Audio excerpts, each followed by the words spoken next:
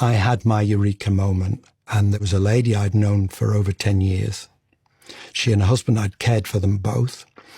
They both had poorly controlled diabetes, and they were both very heavy. At the time, I could monitor how compliant my patients were with their medication. And if I'm to be truthful, in part, that was how I was paid. Part of your payment? Yeah. Yeah. What do you mean? Well, the government approve of the fact that we give drugs that are needed for type 2 diabetes, so that you're given a sort of quota where it's regarded as good practice that such a certain percentage of your patients will be on metformin. What? Yeah, it's true. So is it fair to say that you were somewhat incentivized to give people metformin? Yes, that would be true.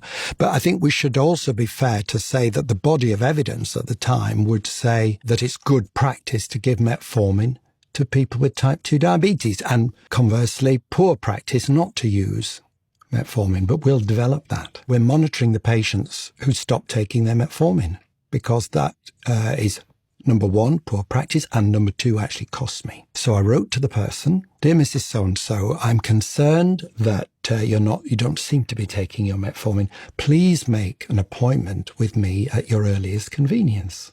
Nothing prepared me for what was going to happen that morning, and it's changed my entire life. The lady, let's call her Mrs. Jones, she marches in and she's angry. She said to me, "You think you're going to tell me off, don't you, Dr. Unwin? Well, I've got news for you. I'm going to tell you off." I was scared, like, what's going on? She'd never been like this before. She was a polite person.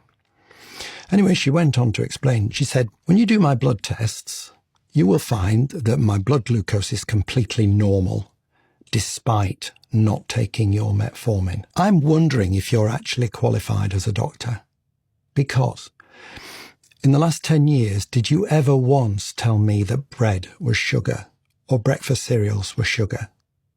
All you did was give me metformin, and that drug gave me diarrhea. But I was too embarrassed to tell you about that diarrhea, so I carried on taking those drugs. I had to learn online that bread is sugar, that rice is sugar, that breakfast cereals are sugar. And when I cut those foods, I don't need your metformin now." And she made it worse. She said, "This is schoolboy biology. You should have learnt that when you were 16.